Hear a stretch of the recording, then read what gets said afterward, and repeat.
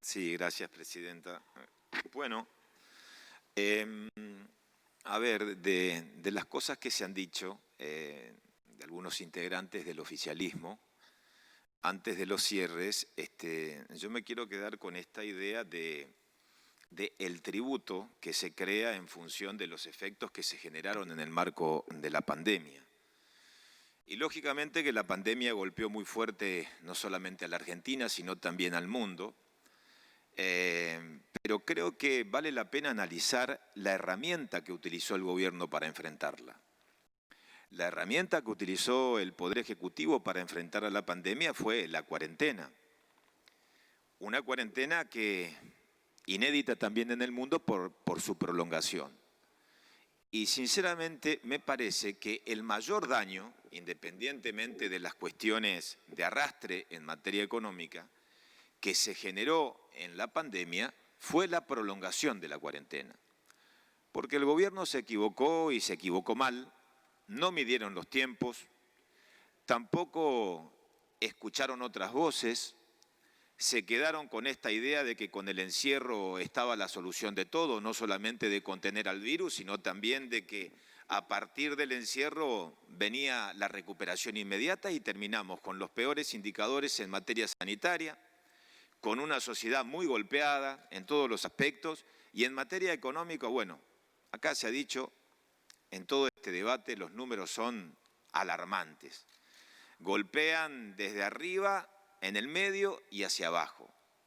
Parálisis, cierres de más de 60.000 pequeñas y medianas empresas y negocios en la Argentina, caída del Producto Bruto Interno, una aceleración descomunal de la inflación. Por lo tanto, a ver, la conclusión es simple. No hay sector productivo, del sector empresarial, de las pequeñas y medianas empresas, del sector social en la Argentina, que no se afectó por las medidas que tomó el Poder Ejecutivo y que se tiene que hacer cargo. De la cuarentena, de la prolongación, se tiene que hacer cargo el Poder Ejecutivo. Cuando reclamaban los comerciantes, cuando reclamaban las pequeñas y medianas empresas mayor apertura, cuando se reclamaba en función de criterios de libertad, las respuestas del gobierno fue, cuidado, son responsables de contagios masivos.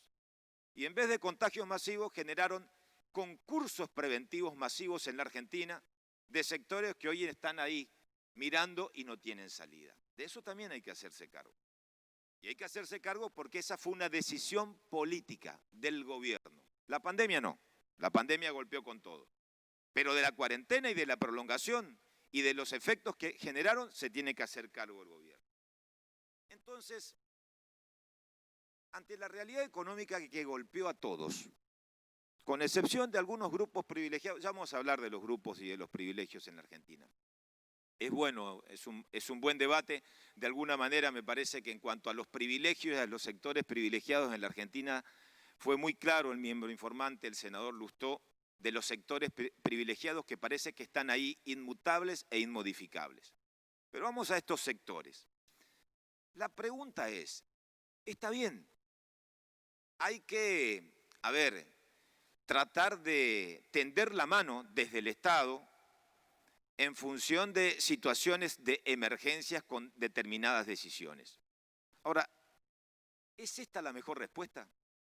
Este tributo, así como lo han dicho, este tributo, si quieren, no quieren denominarlo tributo o que lo expresaron, este aporte solidario y extraordinario supuestamente por única vez, etcétera, etcétera. ¿Es esta la mejor respuesta para la realidad de la Argentina? No, no es la mejor respuesta. ¿Y saben qué? El propio gobierno, el oficialismo, es consciente que no es la mejor respuesta. Este proyecto quedó ahí en un rincón, todo el año se pasó durmiendo el proyecto, no pasaba, no arrancaba el proyecto, no arrancaba. No arrancaba porque no le cerró al equipo económico, no arrancaba porque no le cerró al Poder Ejecutivo, no arrancaba porque cuando tenían que hablar con los sectores de las empresas, de las micros, pequeñas y medianas empresas, pensando en la pospandemia, no arrancaba porque en realidad generaba mayor incertidumbre, mayor presión tributaria. todas las recetas que no son recomendables en el marco del contexto. Entonces, ¿por qué se lo presentó? ¿Y por qué lo tratamos a esta altura del año? Bueno, es muy simple, es muy simple. ¿Saben qué? El gobierno tiene un problema. Y el problema no es menor, porque en este debate también hay una enorme carga ideológica. Y claro que es un problema para un gobierno que dice representar, digamos, sectores que se identifican con lo nacional y popular.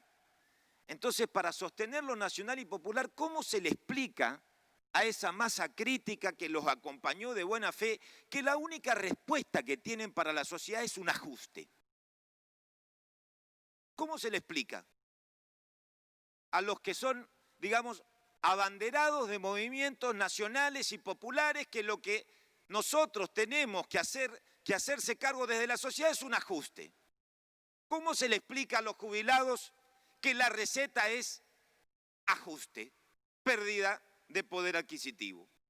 ¿Cómo se le explica a los movimientos sociales que 8.900.000 argentinos no van a tener más ingreso familiar de emergencia en la Argentina? Ajuste.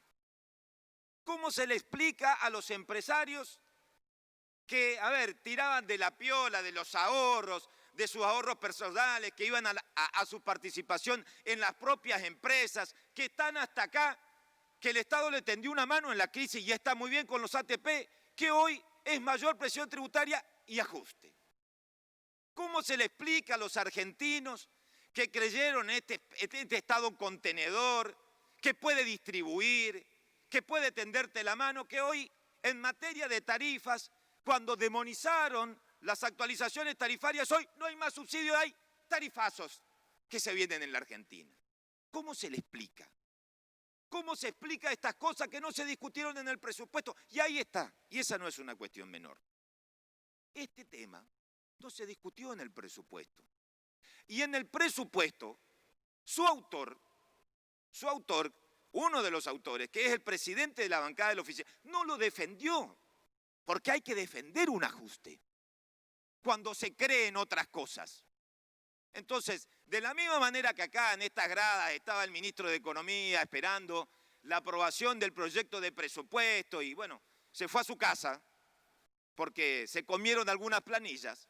Entonces, ¿saben qué? Hay que compensar a los propios con un relato.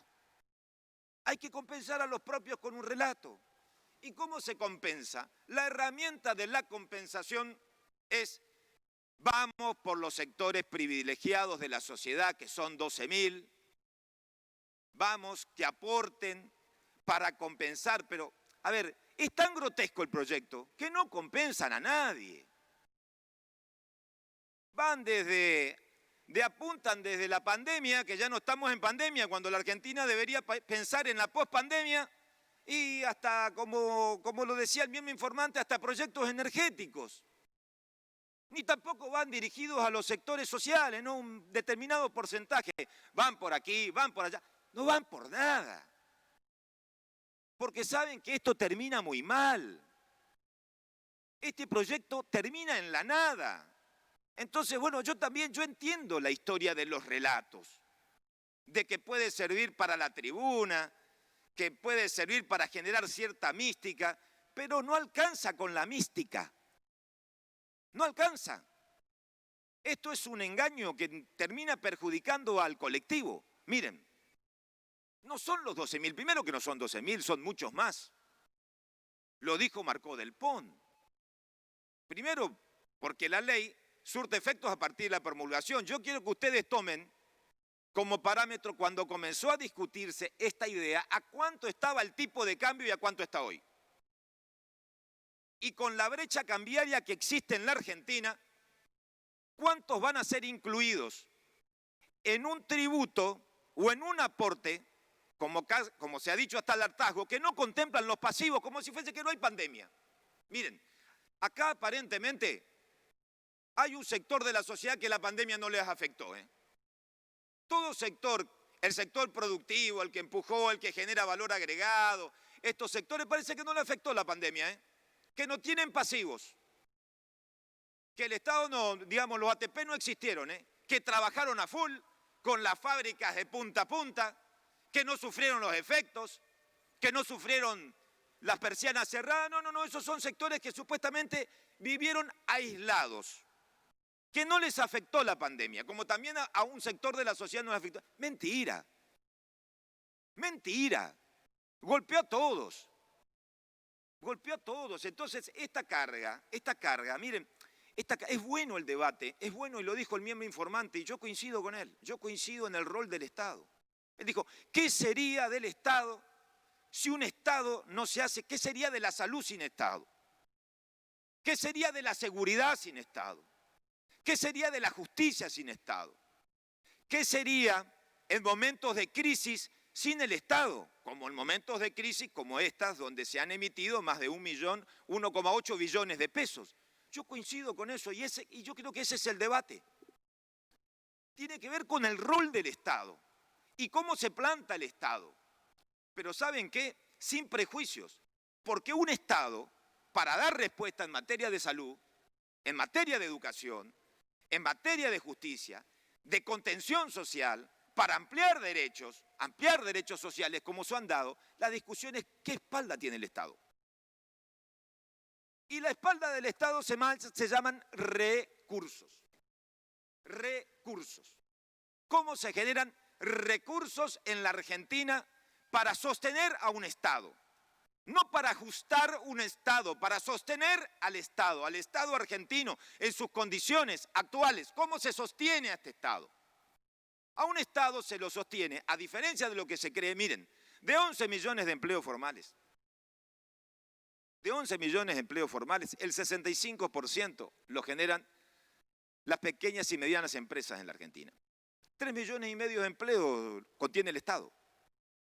De 11 millones de empleos formales. El motor, el que enciende, el que dinamiza la economía y la Argentina y genera expectativas es el sector privado. Nos guste o no nos guste esta historia de un Estado que emprende, del Estado que contiene, sirve con espalda, sirve con recursos. Sirve cuando se cuenta con la previsibilidad y la certidumbre para generar esos recursos. De lo contrario, bueno, seguiremos, si quieren, en un círculo vicioso. De un Estado que contiene, y acá vamos, pendularmente. A ver, de crisis en crisis, periodos cortos de crecimiento y crisis recurrentes. No alcanza. No hay país que utilizó una receta de estas características en el marco de la pandemia. En el marco de pandemia se piensa en la recuperación. Y la pospandemia requiere de otra actitud de parte del gobierno. Yo los entiendo, Yo creo que hay una especie de, no es fácil, una especie de complejo culposo en función del ajuste. Bueno, pensaban otra cosa y hoy tienen que decirle que la receta del presidente es ajuste. Ajuste, y hay que tapar el ajuste. Y bueno, venga este proyecto, que no lo iban a presentar porque no cerraban para compensar. Relato, está bien, no alcanza, No alcanza. El senador Romero hablaba de Uruguay. Miren, acá, yo quiero hablar un poquito de hace años, la inversión argentina en Paraguay, la inversión de argentinos oscilan en 200 millones de dólares. ¿Y por qué se van a Paraguay? No solamente Uruguay, yo no me voy a otro lugar del mundo, ahí cerquita, al límite con mi provincia, por la previsibilidad. Hace 6, 8, 10 años creo que Paraguay tiene una inflación promedio del 5%. Un país ordenado, que crece, que contagia, que alimenta las inversiones, que no excluye a quien invierte.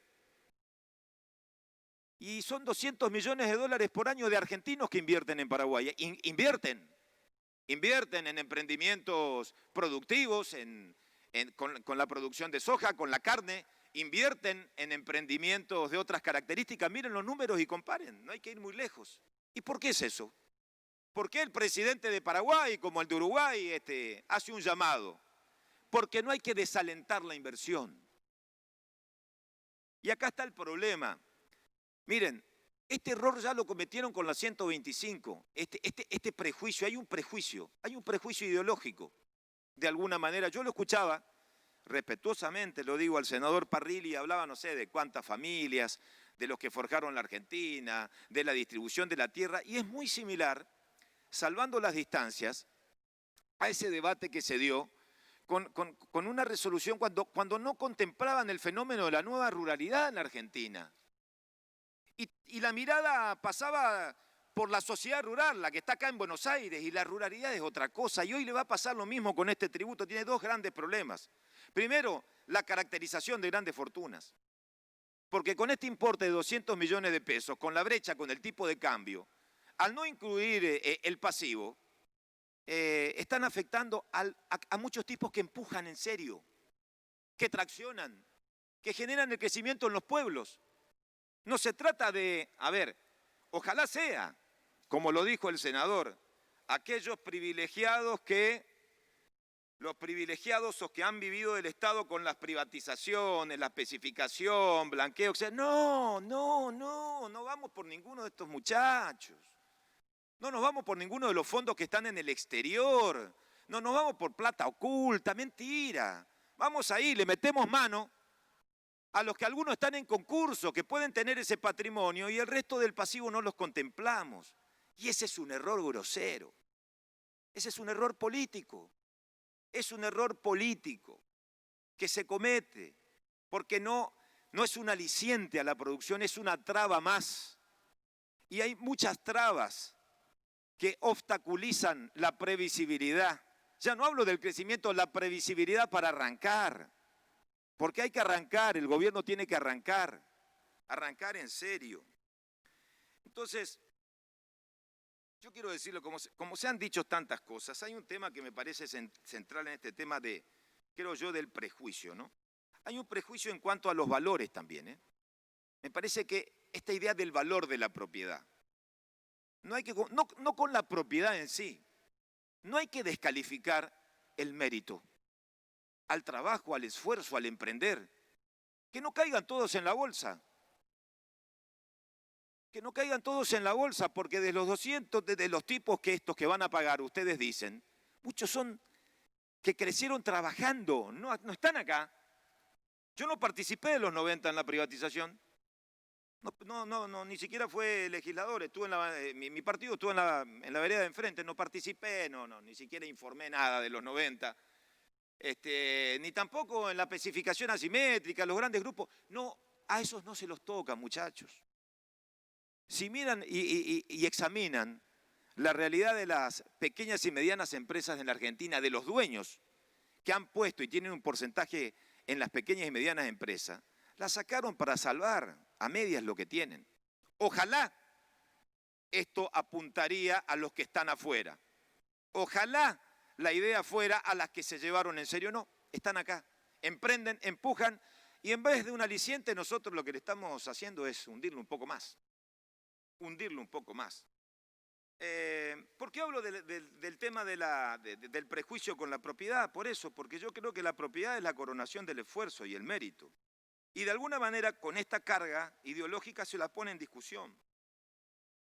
Y también hay me parece a mí algo que preocupa, que tiene que ver con la cuestión de la seguridad jurídica. Esta idea de la previsibilidad, que también genera incertidumbre. Entonces, ¿qué necesita la Argentina? Atraer. ¿Qué hace la Argentina? Expulsa, el gobierno expulsa, no ayuda. A sabiendas, porque saben que al final del camino esto no prospera. Pero bueno, está bien. El relato, miren, yo para decirles una sola cosita, hay dos temas acá, como conclusión. Acá hay relato y mala praxis. Relato y mala praxis. En realidad hay cierta picardía, pero picardía para construcción de relatos. Pero además de picardía son muy ingenuos, Son ingenuos. Porque este proyecto, si pensaban recaudar, primero logran el efecto contrario. Y en segundo lugar, me parece que es un símbolo, no de época, del primer año, esperemos que sea el primer año. El símbolo del primer año es malas decisiones políticas terminan resolviendo la justicia. Todas le fue mal, porque fueron pésimas. Esta no hay una sola decisión que pueda prosperar este tributo. No la hay. Está bien, por eso ese es el relato. Pero también es una derrota política para el gobierno. Va a ser una derrota política que no le hace bien a un presidente que está muy devaluado. A un presidente que está muy devaluado, que se devalúa día a día y que no se devalúa por la oposición. Todos los días hace un aporte a la devaluación el propio presidente.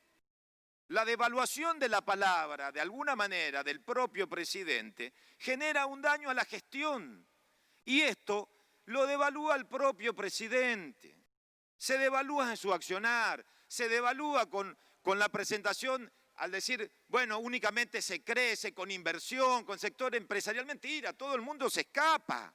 Entonces, no hay que devaluar en tanto tiempo.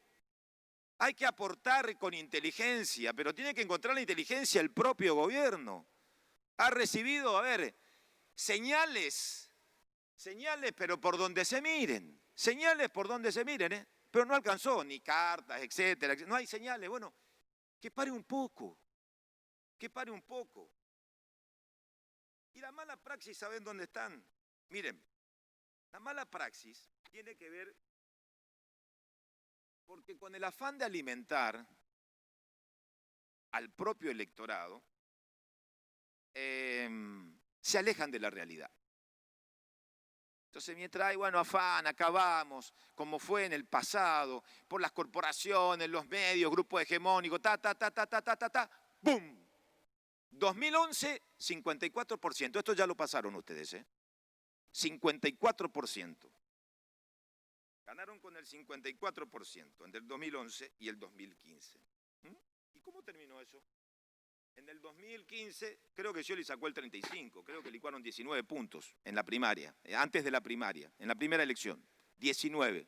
Porque no alcanza con el relato, porque se fuma.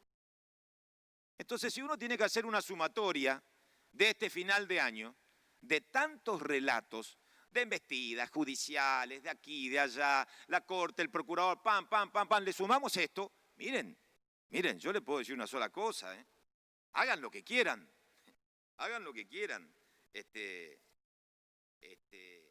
alimentar el relato y la mentira tienen patas cortas, El problema es que no es de ustedes, no es una cuestión de relato para ver cómo contengo a los propios, no, porque se le fue 19 puntos con el relato porque muchos de buena fe que creían, después terminan cambiando el voto. Esto ocurre, es parte del sistema democrático, pero el problema es que acá se juega con fuego, estamos al límite.